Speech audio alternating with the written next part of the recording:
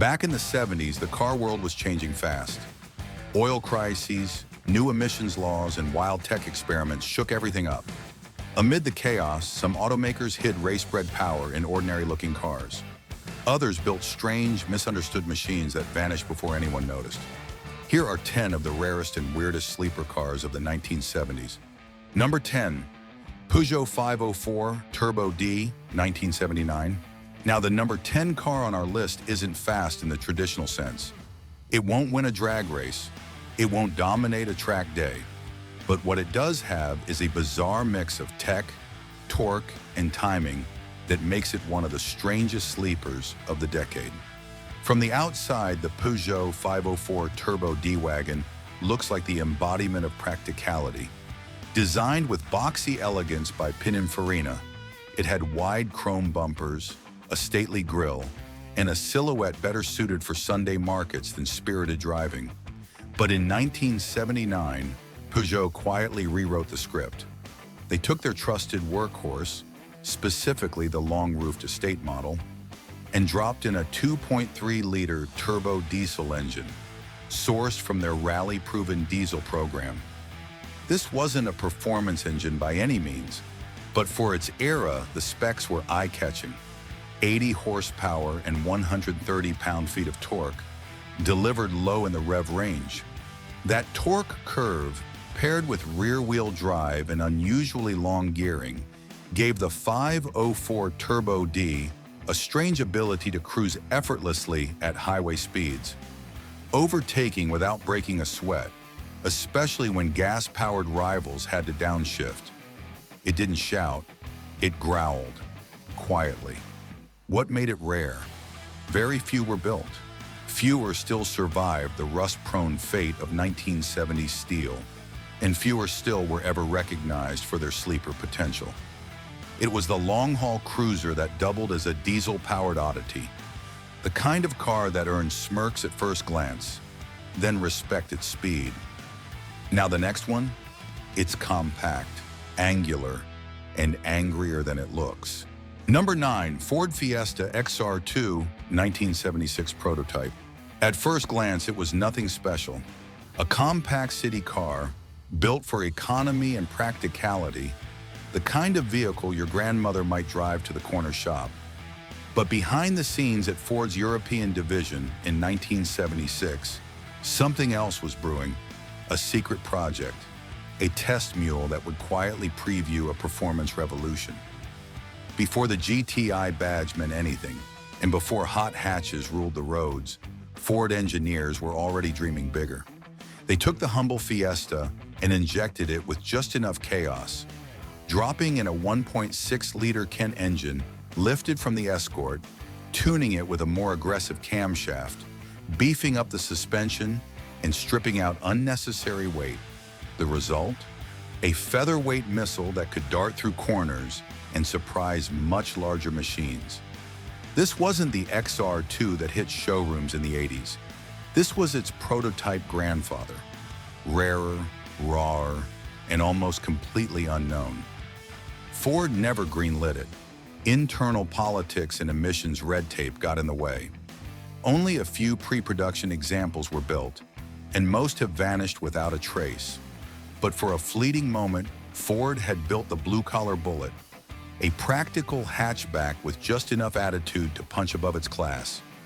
And speaking of punching above your class, the next car wore a rotary heart, a designer suit, and more engineering ambition than most companies could handle. It looked like it belonged in a science fiction film. And in a way, it kinda did. Number 8, BMW 2002, Turbo, 1973 to 1974. At a glance, it looked like any other small German coupe. Simple lines, no wings, no wide fenders, just clean Teutonic design with round headlights and a tidy greenhouse. Nothing loud, nothing showy. But this wasn't just a 2002. This was the BMW 2002 Turbo, the first turbocharged production car ever sold in Europe. And it didn't just go fast, it terrified people. BMW took their beloved 2002, already a driver's favorite, and strapped a KKK turbocharger to its 2.0-liter M10 inline-4. Output, 170 horsepower. Doesn't sound like much today, but in 1973, in a car that weighed around 2,300 pounds, it was a recipe for chaos. There was no intercooler. Boost came on like a sledgehammer. One moment you were cruising calmly, the next the turbo spooled up and all hell broke loose. Lag, then surge. No in between. It demanded respect. And if you weren't careful, it would happily swap ends on a damp road. And then there was the design choice that made politicians nervous. The word turbo printed on the front bumper, in reverse, so drivers ahead could read it in their rearview mirrors. It was cheeky, bold, and a little bit aggressive. Too aggressive for 1970s Europe.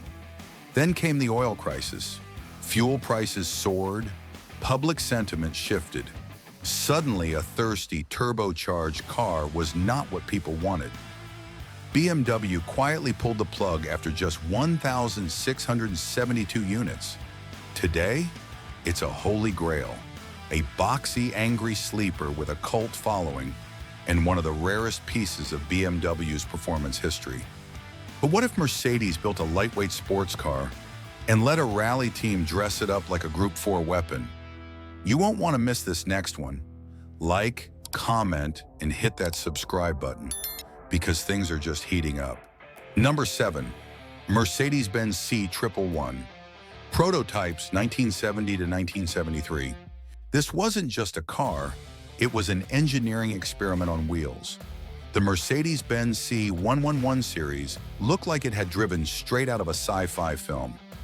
Low-slung, gull-wing doored, and painted in retina-searing orange, it was never intended for mass production. But that didn't stop it from becoming the stuff of automotive legend. Originally introduced in 1969, the C111 was a test bed for Wankel rotary engines, a daring move by Mercedes. The follow-up C111-2 debuted in 1970 with a 4-rotor Wankel producing around 350 horsepower and capable of hitting 186 miles per hour. It was blisteringly fast and decades ahead in terms of aerodynamics and design. But Mercedes didn't stop there. Enter the C111-3 in 1978, a turbo diesel version developed strictly for high-speed testing. It looked sharper, sleeker, and more aerodynamic than anything else in the 70s. With a 5-cylinder turbo diesel, it set multiple world speed records, including an average of 200 miles per hour over 12 hours. Yes, with a diesel, in the 1970s. Why is it a sleeper? Because under that concept, car skin was serious motorsport-grade innovation. Experimental powertrains, cutting-edge aero, and performance figures that could humiliate supercars. And yet none of these were sold to the public. Mercedes teased the future, then locked it away.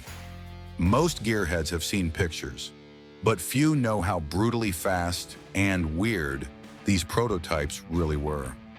Now the next one on this list, it didn't borrow from a rally car, it became a spaceship, literally. Number 6, Lancia Stratos Zero Concept, 1970. Now this next entry, it wasn't just rare, it was otherworldly. Picture this, a vehicle so low to the ground you could step over it, so angular and extreme, it looked like it belonged on the cover of a sci-fi novel, not on the streets of 1970s Italy. This wasn't a car that tried to blend in. It wasn't even trying to be practical. It was an idea brought to life in steel and glass, and it was called the Lancia Stratos Zero, penned by Marcello Gandini at Bertone, the same mad genius behind the Lamborghini Countach and Miura. The Stratos Zero was only 33 inches tall, with a body so sharp it could probably cut through air like a blade. The driver didn't get in through a door. Instead, the entire windshield tilted up, and you slid in feet first like a fighter pilot. There were no side windows, no roofline, just a seamless wedge of design insanity. But here's the kicker. This wasn't just a static display, it ran. Built atop a modified Lancia Fulvia V4 chassis, the Zero had a fully functioning engine, suspension, and drivetrain. It wasn't fast, but it moved, and that made it one of the most radical drivable concept cars ever built. Even crazier, its influence went far beyond auto shows. This futuristic wedge directly inspired the legendary Lancia Stratos HF, which went on to dominate World Rally Championships in the years that followed. The Stratos Zero was a singular vision, never mass-produced, never copied, and never forgotten by those who saw it. But next, we trade surreal design for brutal reality. A car so cursed it nearly sank its company. Let's talk rotary and ruin. Number 5, Citroen GS Birotor, 1973 to 1975. It looked harmless, modest even, a sleek little hatchback you'd expect to see outside a Parisian cafe. Not a testing lab for one of the most controversial engines ever put in a production car. But that's exactly what it was. On the surface, the Citroen GS Birotor seemed like just another iteration of the futuristic GS line. Aerodynamic, high-drop pneumatically suspended, and brimming with French eccentricity. But pop the hood and things took a radical turn. Gone were pistons. In their place, a twin-rotor Wankel engine, co-developed with NSU through their joint venture, Commodore.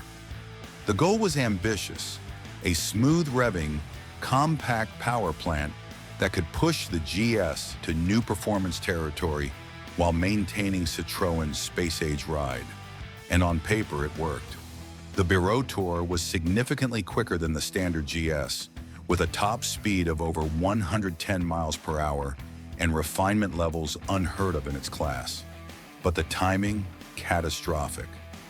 Launched right as the 1973 oil crisis hit, the rotary engine's abysmal fuel economy turned off buyers overnight.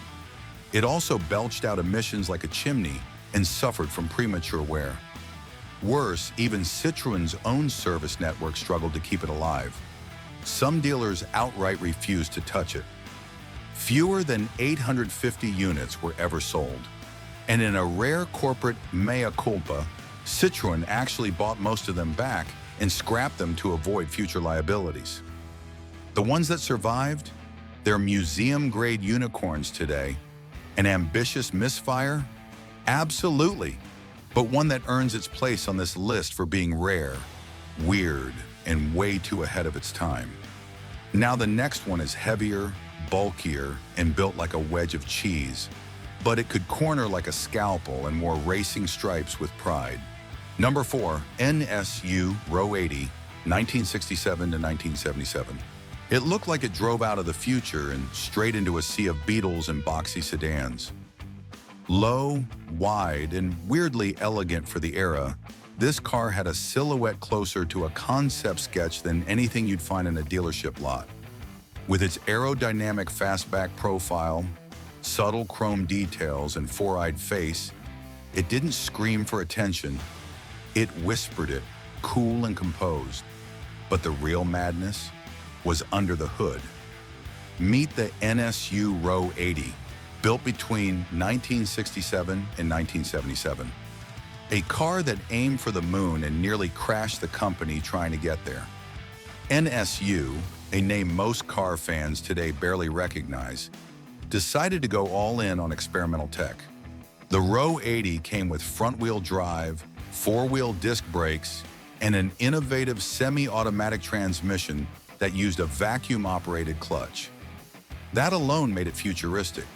But then, they added a Wankel rotary engine, a twin-rotor, 995 cubic centimeters, marvel that revved freely and delivered power with a smoothness traditional engines couldn't match. It made around 113 horsepower, which in 1967 was respectable. And because it only displaced under a liter, it qualified for tax breaks in some regions. Clever move. But rotary engines were still uncharted territory, and that's where it all fell apart. The early Wankels had catastrophic reliability issues. Apex seals disintegrated. Oil consumption was horrendous. Some owners needed complete engine replacements within the first 30,000 miles. NSU found itself shelling out warranty claims faster than it could build cars. Sales cratered, losses mounted.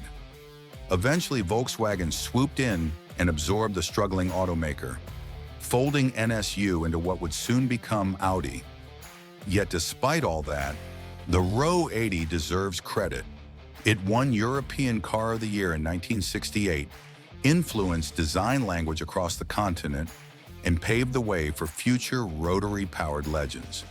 Today, it's a rare sight, mostly preserved by rotary loyalists and design nerds. If you spot one at a classic car meet, odds are you're looking at a labor of love. Still, owning one is like dating a genius with a chaotic streak, thrilling when it works, exhausting when it doesn't. Now the next one, it was tiny, boxy, and forgotten, but may have been Volkswagen's sneakiest shot at BMW in disguise. Drop your thoughts in the comments, and if you've ever seen a Ro 80 in the wild, let us know. Smash that like button, hit subscribe, and stay tuned. The next sleeper, it's got more bark than bite, but just barely. Number 3, Audi 50 GLGT 1974 to 1977. Before the hot hatch era exploded and before Volkswagen became king of the compact scene, another German brand quietly laid the groundwork for what would become a revolution. A brand you wouldn't expect. A car you probably never knew existed. It looked humble, almost too humble. Just another small, boxy hatchback meant to save fuel and space in a post-oil crisis world. But under its angular skin, this unassuming ride was quietly packing heat. Enter the Audi 50, and more specifically, the GL and GT trims, the spiritual predecessors to the GTI. Launched in 1974, the Audi 50 was the company's first front-wheel drive hatch, designed as a premium yet compact offering. But while base models were built for economy, the GL and GT versions came with a bigger 1.3-liter four-cylinder engine, uprated suspension, and sharper gearing. For a car this small and light, tipping the scales around 750 kilograms, that was enough to crack 0 to 100 kilometers per hour in a little over 11 seconds. Doesn't sound like much today, but in 1975, that was fast, especially for a hatch that looked like it belonged in your grandma's driveway. And here's the kicker. Volkswagen saw the potential and rebadged it as the Polo. That's the version that got the glory. Audi quietly phased the 50 out by 1978, making these early GL and GT variants incredibly rare today. Most have rusted away or disappeared entirely. It was, in every sense, Audi's lost GTI, a car that got there first but didn't get the credit. But while this one hid its power behind corporate overlap, the next one wore its colors proudly. A featherweight fighter dressed in Alitalia war paint, and it was ready to brawl. Number 2, Ford Escort RS 2000 Mark I, 1973 to 1975. This one looks like a humble estate living next to the pub, but it was a rally car longing to escape. At a glance, the Ford Escort Mark I looked like your average countryside commuter. Boxer body, simple steel wheels, and no thuggish badges. Nothing screamed performance. But Ford's engineers had a secret up their sleeves: the RS 2000. Beneath that clean coat was a 2.0-liter Pinto engine with dual Webers delivering around 110 horsepower. Modest numbers, but terrifyingly effective in a chassis weighing under 900 kilograms. What made it rare was the specs. RS-tuned suspension, widened arches, stronger brakes, and a backbone of rally heritage through homologation rules. Unlike the shouty turbo machines to come, this was subtle, a wolf in a dressing gown, confident enough to bury quick competitors in tight corners without drawing attention. Only 6,500 examples were built from 73 to 75. Many were clustered in Europe, and even fewer survive in stock condition today. It didn't blast vinyl with stripes or roar with fake scoops. It just went. No fuss, no flash. Most see a boxy two-door saloon, but in the right hands, this Escort was a compact assassin, murderous in mountain stages, efficient in urban jungles, and utterly unforgettable, if you ever spotted one. And now the #1 sleeper. But before we get there, if you're still with us, smash that like button, hit subscribe, and tell us in the comments your favorite sleeper from the 70s. Trust us, the final entry is going to blow your mind.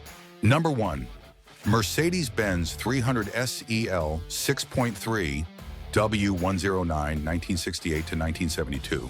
A luxury barge on paper, a grand tourer in disguise. At a glance, the 300 SEL was just another Mercedes saloon, elegant, respectable, and hush-hush. But under that plush, formal exterior lurked a heart borrowed from the flagship 600 limousine, a 6.3-liter M100 V8, pumping out around 250 horsepower. Insane power for a car in this body style. The result? Brutal torque, shockingly brisk acceleration, 0 to 60 miles per hour in the mid-6 seconds, and near silence at speed, thanks to Mercedes-grade refinement and ride quality that rivaled Rolls-Royce. Most rivals never heard the V8 growl coming until it passed them. Despite being sold to captains of industry and diplomats, the 300 SEL 6.3 was the ultimate undercover speed machine. Heavy, wide, refined, and blindingly quick. Only about 6,400 built, now rare, collectible, and loved by enthusiasts who crave vintage German muscle with a tuxedo. It wasn't flashy, it wasn't loud, it didn't need to be. The 300 SEL 6.3 did its talking on the Autobahn, and nobody suspected it until it whizzed right past them. There you have it. 10 of the rarest and weirdest sleeper cars of the 1970s. They came in all shapes, sizes, and power levels. From space-age prototypes and rotary rebels to forgotten hot hatches and rally wannabes. Some were one-offs, others were simply misunderstood. But all of them shared one thing in common. They slipped under the radar while hiding surprising performance beneath. Which one blew your mind the most? Drop it in the comments, and let us know which era you want us to uncover next.